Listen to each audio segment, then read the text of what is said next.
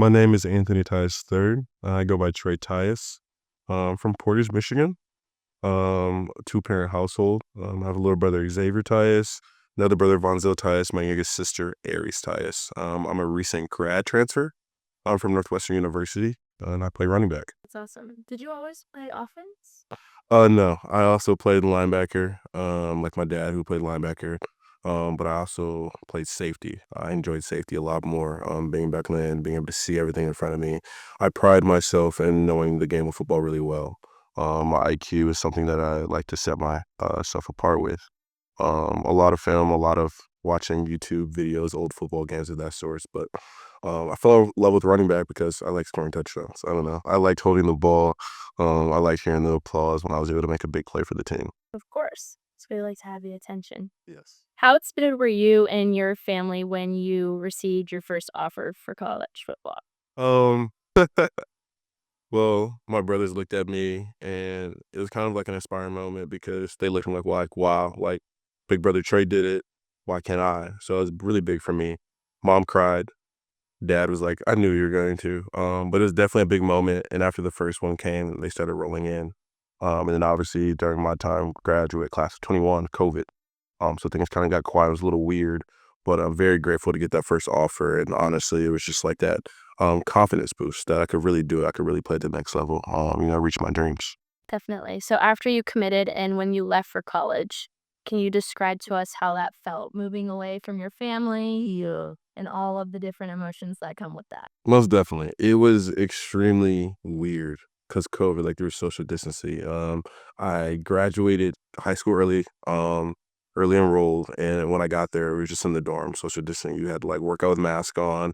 The teams couldn't really do anything together too much. It was like different pods of workouts, things like that. But in terms of leaving my family, like it was hard, but like I'm an independent person too sometimes, so it wasn't too hard for me. And Northwestern was only 3 hours away, so I could definitely drive back home on the weekend if I really needed to. I would say it was really hard for my parents saying goodbye. For me, it was just like, "All right, I'll see you guys again soon." But the transition, they made it very easy, so the coaches, like I said, with COVID, the 4 early enrollees, me and a few other guys, we stuck together as much as we could. But it was a great transition. No complaints about it, yeah. And did your family always come watch you play? Do they still come watch you play? Yeah, they try to make it to as many games as possible. Like I said, I have like 2 younger brothers who also play football. So you have one that's in high school playing on Fridays, and my other brother's in college now also playing on Saturdays, and then me playing on Saturdays. So like the travel kind of got messy. So sometimes one parent would go, one or the other. But my parents have always been in all our games. And it's always great seeing them after that. So it's you're the oldest sibling, Yes. and then you have two younger brothers And a younger sister. and the younger sister. Yes. Can you tell me a little bit about your sister? My sister. She takes after me when it comes to personality. We both like to walk into a room and light the room up, whether we know the people or not. We like to have fun, we like to joke around, play games.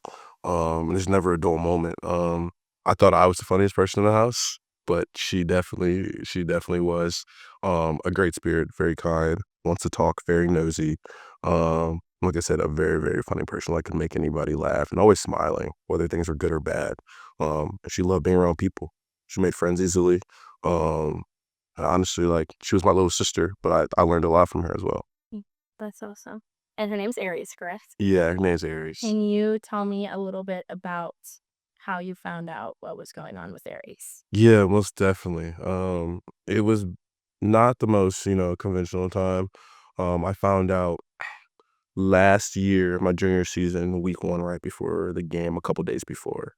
My dad had called me, and I personally really didn't know how to process it at first. I was kind of confused on what was going on because, like I said, my family they come to my game, so they were all coming to my game against Rutgers last year, week 1, and then my dad's like, "We can't come anymore." I'm like, "What happened?"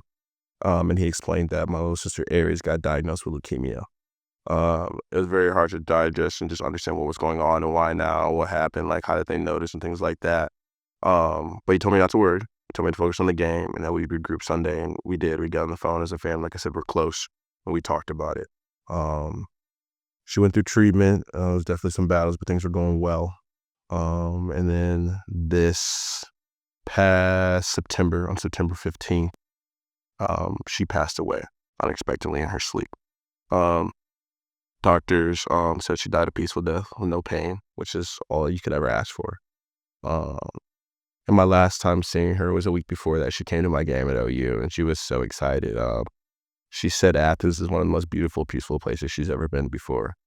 But I'm glad I got to, experience Athens with her to watch me. She said one of her favorite things to do was to watch me and my other brothers play football. She liked watching us, you know, fight for our dreams like she wanted to do. She talked about how she wanted to be a vet. She talked about just all the multitude of things what she wanted to do. And I was like, Aries, we one thing at a time.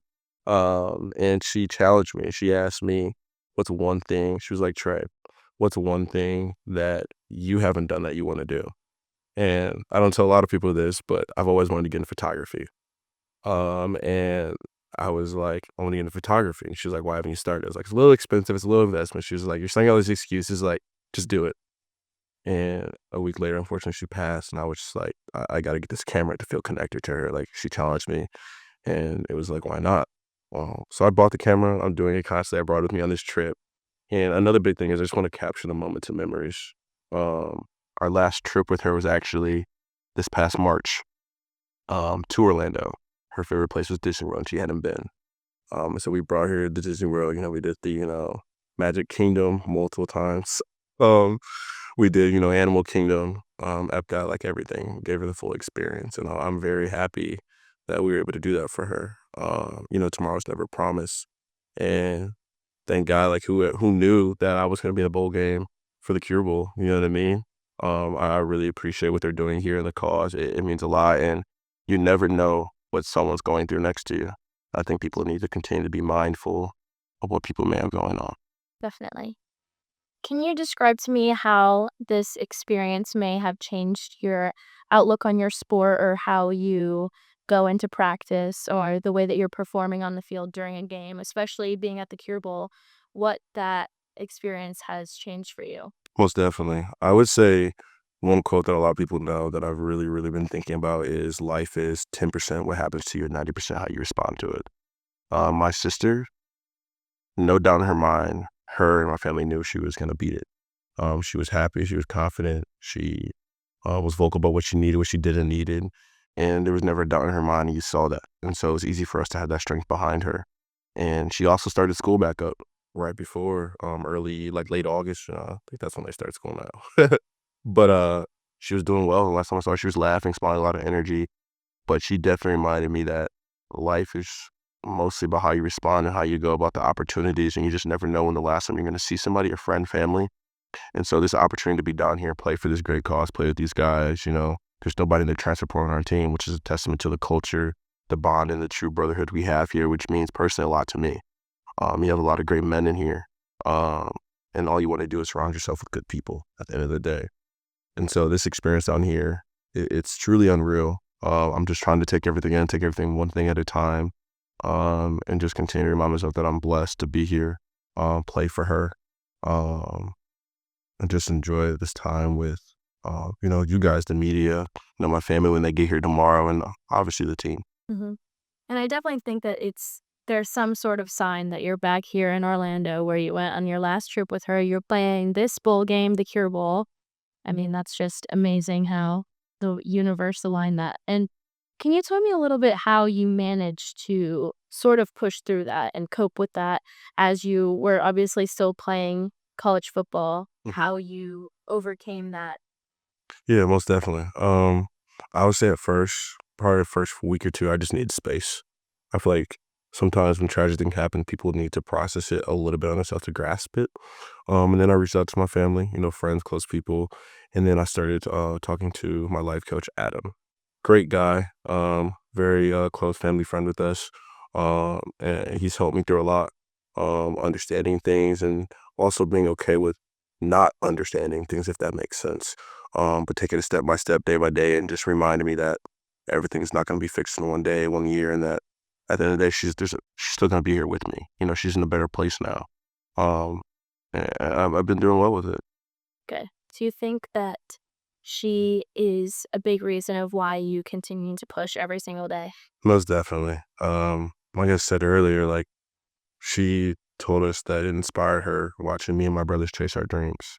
and seeing her strength and confidence through what she was going to personally gives me a lot of strength because I don't know what she was going through. I didn't know how that felt. Um, and it just gives me the courage that I can do anything that I truly set my mind to. Um, and every time I step on that field now, I think of her. It's the cleats that I made for her. You'll see it's orange for the leukemia color, pink for cancer, and her favorite color. She loved butterflies. Honestly, she when you get to know her, she's sometimes a little quiet, but she definitely opens up really quick. Um, and then her love. There's some hearts on there that kind of remind me of her. And then also you'll see number 14, the HUS when she passed with a halo over it. And I just thought it was a great way for me to show my love and support for her as well in this great bowl game. Absolutely, and such a great connection to the cause of the bowl game as well. And moving forward, what is kind of the life mission that you wanna have or the legacy and the story that you wanna tell? Yeah, it's funny you say that. My dad all the time says Tyus legacy this, Tyus legacy that. But personally, every room I walk into, every team, every atmosphere, every place that God puts me in, I want to leave it better than I found it personally. I'm a big people person. I harp on being there for people. I'm a very selfless person. And I like helping people accomplish things they never knew they could accomplish, helping people remind them to believe in them. And I have a personal clothing brand that I'm trying to get better with all the things I have going on with school and football. But the big saying is bet on you. Remind people to have confidence in yourself because it starts somewhere. Yeah, you have your parents, family, and friends, but like at the end of the day, if you don't believe you can do it, then how are you going to be able to do it? So just reminding people that if you just say you will constantly, speak it into existence, you'll be able to get there one day. Absolutely, I love that, bet on you. And do you want to say any words of encouragement or anything comfort that you went through or something that helped you for a family or someone battling through cancer right now or just something that you would like to say to them if they're experiencing that right now? Most definitely. I would say things will never be the same, but that's okay. At the end of the day, um, whoever you're going through it, stay positive, stay strong. And I would also say if you have lost someone to cancer, that they're always with you. And remember the good things from them. Don't have to remember the sad things when they were struggling. Like that person lived a great life. You were put in their life for a reason. And God's went before us and paid away and everything happens for a reason. So don't look, why this, why that, but to understand, that memory, that great experience with that person. So just keep your head up, lean on the people around you, and it'll be okay in the long run. Absolutely. Well, thank you so much for sharing your story about your family, your son, and your sister. And we are so excited to have you playing in the Cure Bowl.